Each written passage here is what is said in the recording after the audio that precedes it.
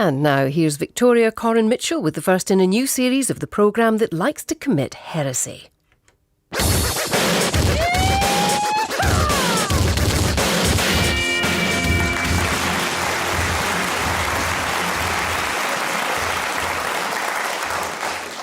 Hello and welcome to Heresy, the show that challenges received wisdom and slips a hallucinogenic mushroom into the teacup of lazy thinking. With me to leap out of lazy thinking's wardrobe inside a duvet cover, pretending to be warlocks from an alternative dimension, are comedians Lloyd Langford and Katy and the artist Grayson Perry. We'll be arguing against 3 statements of widely held opinion. Later in the show, they'll be about Hitler, art and God. But first, we're going to talk about nationality and style. You talk like Marlene Dietrich, and you dance like Zizi Jeanmaire. Your clothes are all made by Balmain, and there's diamonds and pearls in your hair. Yes, there are. You live in a fancy apartment off the boulevard Saint-Michel, where you keep your Rolling Stones records and a friend of Sacha Distel. Yes, you do. Yes, 75% of our audience here in the theatre tonight believe French women are more chic than British women. Grayson Perry, what do you think about this? No, I think they're boring. You know, they're black, beige, navy, white, formulaic. I think, you know, we're a great country of innovators and creative people because we take risks. The French, you know, the whole idea of French style is just a very narrow kind of, it's like boring cool people who smoke, who wear the same kind of little Burberry Mac and a Hermes scarf. You know, they invest in quality pieces, you know, and it's arrogance, it's not innovation. And the whole idea that France, that Paris is the capital of style, Britain is much more of a generator of interest in fashion than France is. I was once mistaken for being French at a party, but I said no, and that's Gérard Depardieu over there. Katy Brand, what do you think of French women's style? I always was brought up to believe that the essence of style was not caring. And in my dress sense, that's the philosophy I've very much embraced. And I like to think that because of that, I'm very, very stylish. I think there are 2 words that will strike fear into any English woman's heart, and that is capsule wardrobe. I don't want a capsule wardrobe. I want to walk around the shops in a kind of hot, sweaty panic, buying things without trying them on, get home, find none of them fit me, and then shove them at the back of the wardrobe in a plastic bag and put my pyjamas on. Thank you. They're very trendy. But no, I've worked in France and Italy and Spain. It's terrifying. You have to be so well put together. Otherwise, everyone has a go at you. They have Coco Chanel, we have Coco Pops. Which is better? Lloyd Langford. I think you can't regularly chew on frogs' legs and eat snails and still be considered chic. As much as I love Ray Mears, I mean, he's not... He's the only British equivalent. I can't bear the Breton shirt. I mean, it's often seen as the staple of the middle-class English woman's wardrobe, but I just think I can't bear cliches. That's my job as an artist, is to avoid cliches. And French chic is just a whole box of them. Coco Chanel said, every time you leave the house, look in the mirror and take one thing off.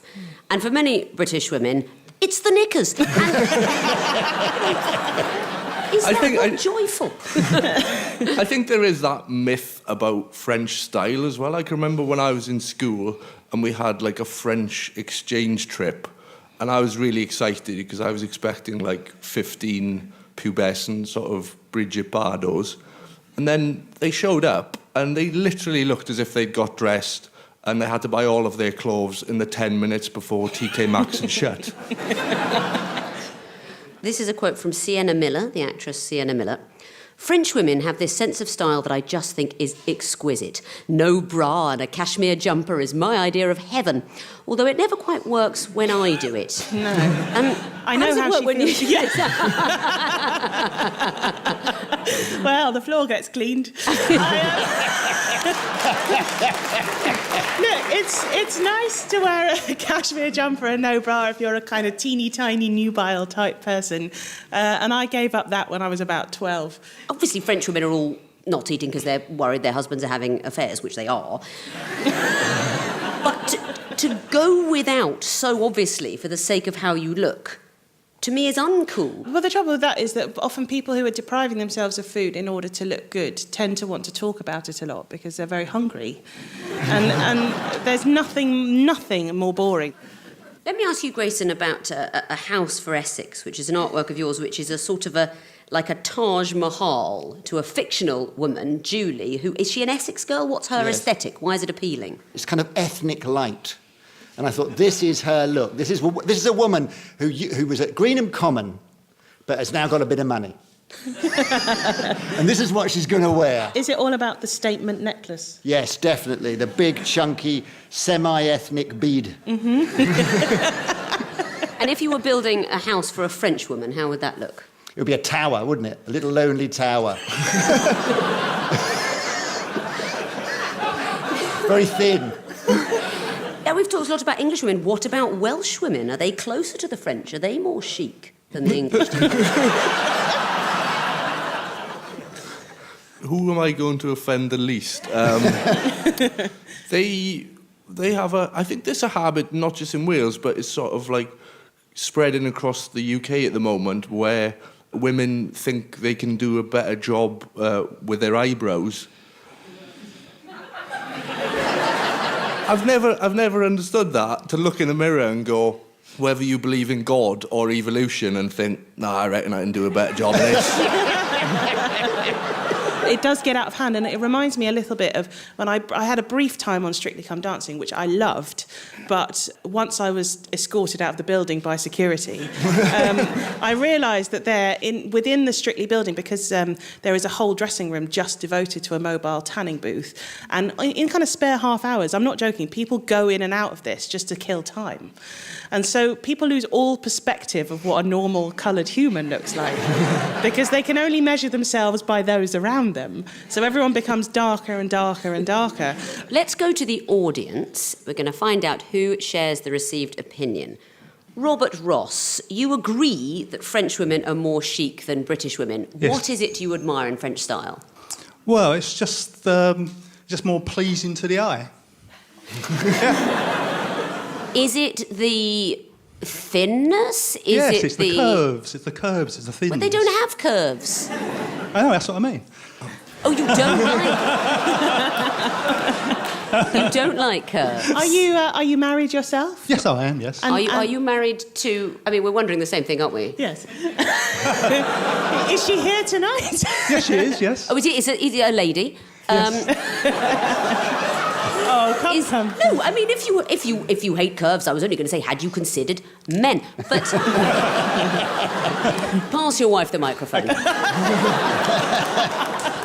Hello, Mrs. Ross. Hello. What do you think of French style? I actually think that English women are much more stylish than French women, or more chic. Mm-hmm. And I think that you're right, that it's style, you can be individual, and you can wear what you like at whatever age, and it's fine. There you go. And I see there's someone sitting in between the two of you. That's She does look that like is a vicar. relationship counsellor.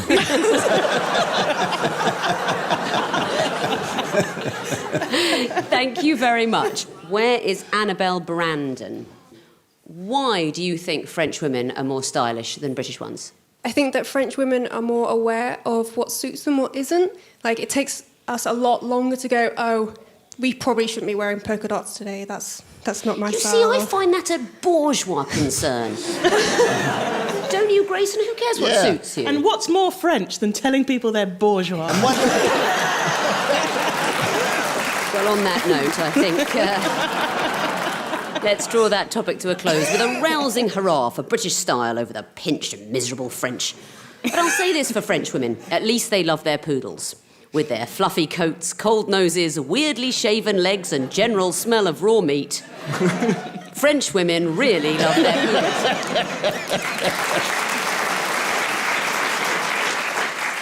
Now let's talk about fine art. Raise the tone a bit.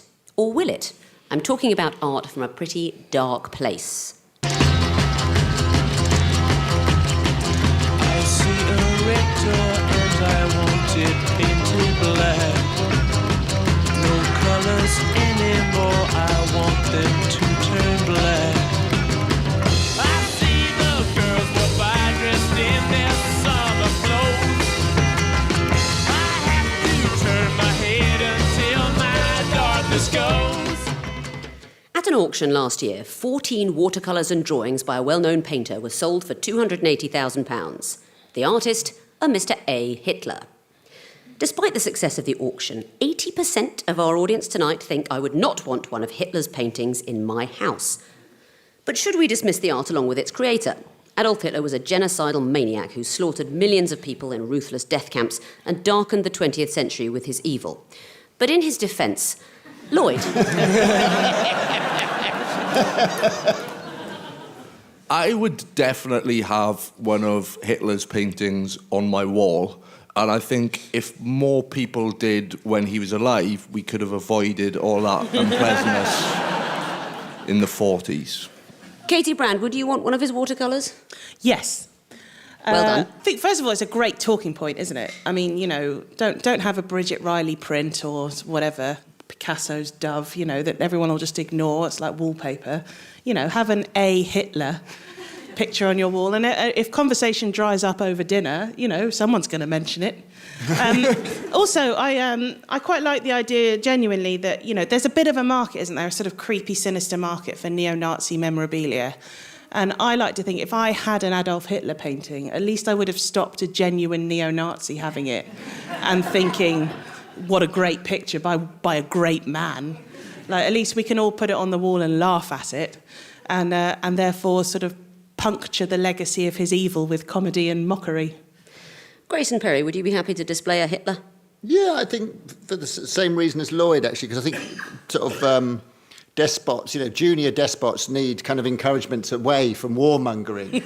And, you know, he was better than George W. Bush at painting, for instance, but not quite as good as Churchill.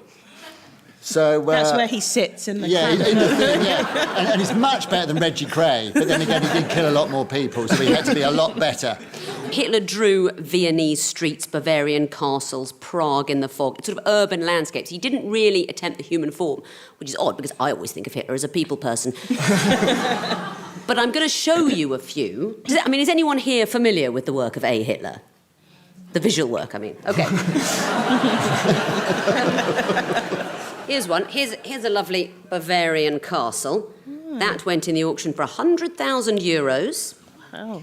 The bidders in the auction were investors from Brazil, Germany and the United Arab Emirates. They sound nice, don't they? They sound nice. What were they investing for a time when the world judges Hitler differently? That's why I'm hanging on to my Rolf Harris's.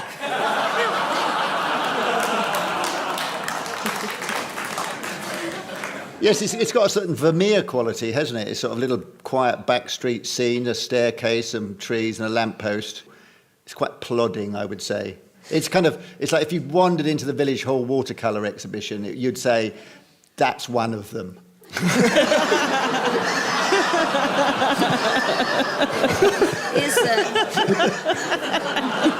It's not identifiably Hitlery. You're not going to worry that it's on your wall and then it's going to start invading the spaces of nearby paintings. Yeah, Hitler has been criticised for the poor quality of the art. It's not the worst thing he did, but I think it's quite nice. It's kind of basement level competent, but I think he should have been let into art school because we could have done without World War II, the Holocaust. Do you believe that, though? You think the reason that World War II happened is because Hitler was so angry he didn't get into art school? No, it's probably there was multiple reasons. We're not going to go into it now. If you did, Lloyd, if you did acquire a Hitler, where would you put it up? That's a very good question. I mean, would you put it in a special room that you took people through to see the Hitler? I think that would make it worse. I would put it above the Hitler shrine I already own. But what I'm saying is, the painting is not itself a thing of evil. It's not an amulet. Well, I think we should go to the audience because we're speculating about why they wouldn't want a Hitler. Let's find out. Martin Welsh, you wouldn't want one of Hitler's watercolours in your house. When you voted yes on that, had you ever seen a Hitler? Yeah, I'd seen a couple online. And was it the quality of the art that put you off? It's not exciting, is it? I like pictures of dogs.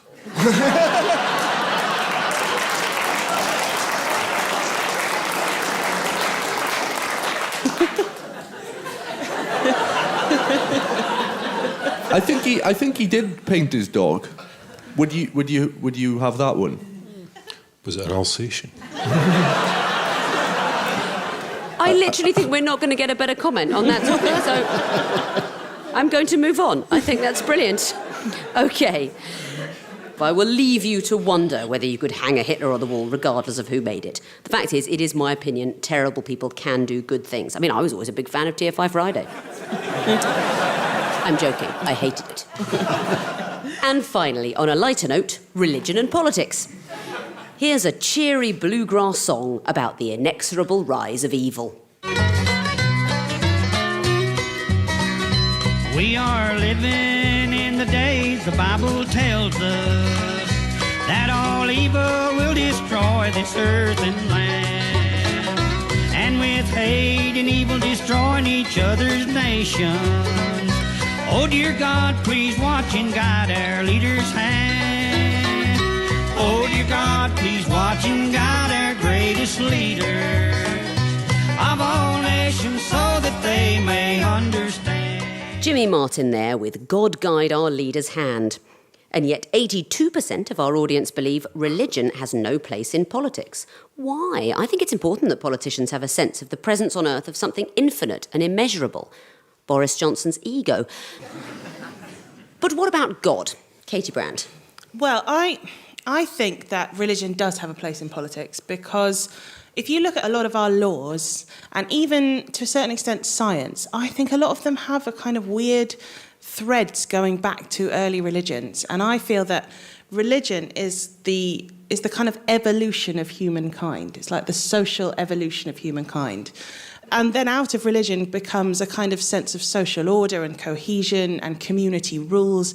And even with things like dark matter, which is kind of at the forefront of scientific exploration in space. It sort of is this thing, does it have a sort of sense of consciousness? Is it something that brings the whole universe together? Was it there before the universe began? There's a kind of weird godness to that. But no, I think, obviously when religion dominates politics, that's awful. And, you know, religion isn't always the problem. It's usually people. But I think, you know, as a kind of documentation of the history of humankind, I think it does have a place in politics. What do you think, Lloyd? Well, I want honesty from my politicians, and so if they believe in a magical man who lives in the sky, I want to know about it. So I vote for someone else. I am used to being the only one in a room full of godless heathens on these radio shows, alone as always. Let me say this to you, when you say you want to know if they believe in a magic man. Presumably, you are looking at the current state of politics and thinking, well, I wouldn't want religion to be mixed in because everything's perfect. I wouldn't want to fiddle with the delicate balance of moral perfection.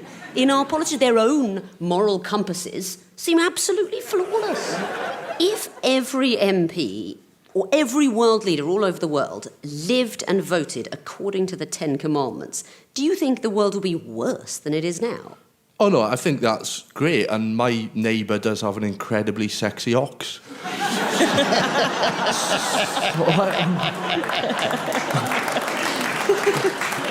It's a day-to-day struggle. And also I think politicians get away with a lot if they transgress or kind of break the rules. They kind of get a slap on the wrist or they kind of lose their seat. And I think if they were forced into a eternity of hell, then they might behave a bit better. I genuinely would be more likely to vote for somebody if I thought they were thinking a little bit bigger than their own immediate self-serving career. I would. Grayson Perry, what do you think? Well, ISIS have given religion a bit of a bad name, haven't they, of late?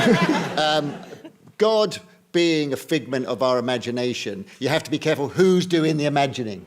That's the problem. So one of the things I've noticed that if you're an angry person, you tend to have an angry God. Or if you're a nice person, you have quite a nice God. So really the more important thing is that make sure you've got nice people in politics, and then they'll have a nice God and you can let them have whatever beliefs they like. Because I'd much rather listen to people's sort of like wild, poetic beliefs than endless reams of statistics, which seem to be just as unrooted to reality as any belief system these days, because somebody will say something and give off a whole load of statistics, and then another person will have ones that are perfectly suited to counteract it, and they're quite boring. Whereas if somebody said, no, my God says this, and comes up with a really good, my God says that the great plague will be upon you if you were to raise council taxes in your borough, and the other person will say, yes, but the great floods will come upon us if the kind of threshold for kind of personal allowance is raised £1 or something like this. It'd be good, it'd be more fun, more memorable.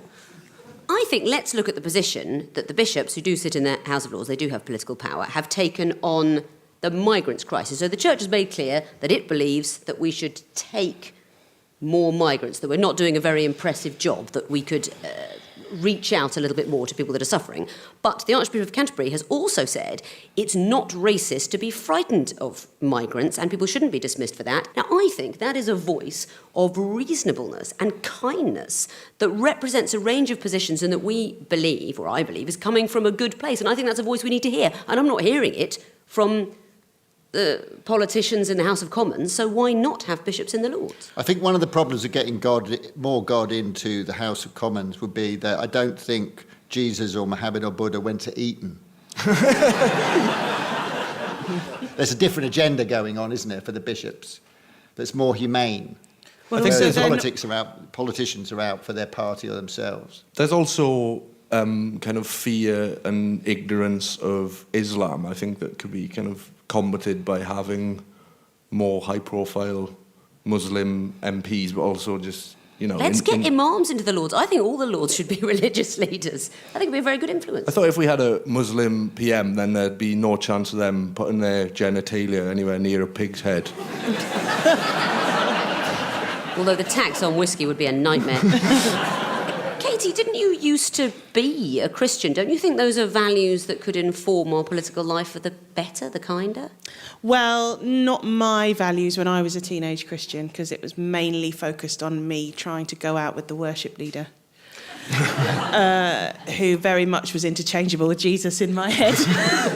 But yeah, there were good values. Do you know what? It was a nice way to grow up in some respects. If you cast aside the sort of homophobia and judgment and sort of slightly restrictive opinions on a lot of things, it was a very sort of friendly family atmosphere and very supportive, and people had time for you. But I feel like a lot of the kind of religion, whether people are angry in their religion, comes down to sexual frustration. I do. It's not just about me being 16 again. Surely the Pope then would be furious. That's true. That's the trailer. But I think people, if you're kind of quite lax about sex, like the Church of England is, then you sort of tend to be a bit cuddlier and nicer. When you see the average congregation of a Church of England, I don't think there's a lot of sex going on. Well, I don't think it's an issue for them. I don't know. You'd be surprised. I went to a Catholic comprehensive school. I'm not Catholic myself, and the sex education lesson involved a video of a woman giving birth, and then there was a bit on birth control, which the teacher grabbed the remote control and hurriedly fast-forwarded through. So consequently, I can put on a condom in 0.7 seconds. But talking specifically about, the guidance of our leaders, admit it, Lloyd, wouldn't you do your job better if you thought God was watching? I would do a lot less of what I currently get up to. Well, there you go. Let's go to the audience and see what they think. Marshall Mowbray, are you a real person? There you are. Hooray. I thought it was a village. Why do you think religion has no place in politics? I feel that having any sort of God is a way of passing responsibility. Just, do this because someone else says so that you can't hold responsible. Do you not not think, though, there's an element of thinking bigger? Do you not look at our current political class and think the scale of their ambition is what do people from my school do after leaving university and then after that? And it's the same tiny, small-minded bunch of people just thinking about what sort of office they want. And a sort of huge contemplation of the divine might slightly improve things. Possibly. I mean, That's a no. Catherine Vinclair, what do you think is wrong with religion and politics mixing? I mean, I was just thinking about your point earlier about if you followed the Ten Commandments and how that might positively influence politics. And I agree. I think if more people did follow the Ten Commandments, it would positively influence politics. But speaking as someone who isn't religious, I like to think that I follow pretty much all the Ten Commandments, but just out of more of a moral compass. And Okay. I'm not necessarily guided by a religious aspect. But my question is, are you a politician? Give it time. What do you do? I'm an actor. Well, there you go. You see, all the people with moral compasses are prancing about on the stage. You know, and the ones without are in politics. Yeah, I think that's pretty much true. I think the main belief system that the House of Commons has at the moment is the religion of the penis holders. And that probably needs to be changed because they do have a tendency to be very certain about things. And perhaps a little bit more doubt is really the thing. So, you know, one of my God, of course, is my teddy bear, and he is the God of doubt. So I would say, you know, if any belief system should end up in the House of Commons is Alan Measles. I think Corbyn might get slightly more stick if he rocked up with a teddy bear. But Jeremy Corbyn is a sort of Jesus figure. I mean, he looks like he's been dead for 3 days, so... you know, maybe that accounts for his popularity with the young. Let's draw things to a close. I hope we've shown, or at least that I've shown, that there is a place for religion in politics. The only problem with too many politicians going to church is by the time the collection plate gets round the congregation, all the coins have gone. And the plate. And the vicar's wallet. And the vicar's trousers. And the church has been demolished to make way for HS2. Don't forget you can watch bishops debating in the House of Lords at parliamentlive.tv if your actual TV is broken and none of the other websites in the world are working. Thank you very much to my brilliant guests, Lloyd Langford, Katy Brand and Grayson Perry. Thank you for listening. Good night.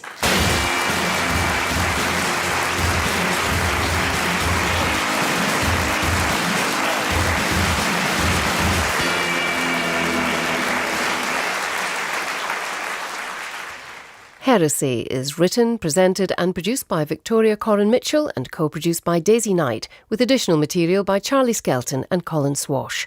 The series was created by David Baddiel and it's an Avalon production for BBC Radio 4. In 15 minutes, the poet Ian McMillan, the Bard of Barnsley, talks about his new collection, To Fold the Evening Star. The writer Kay Mellor and the critic Boyd Hilton debate TV drama endings. Too many loose ends?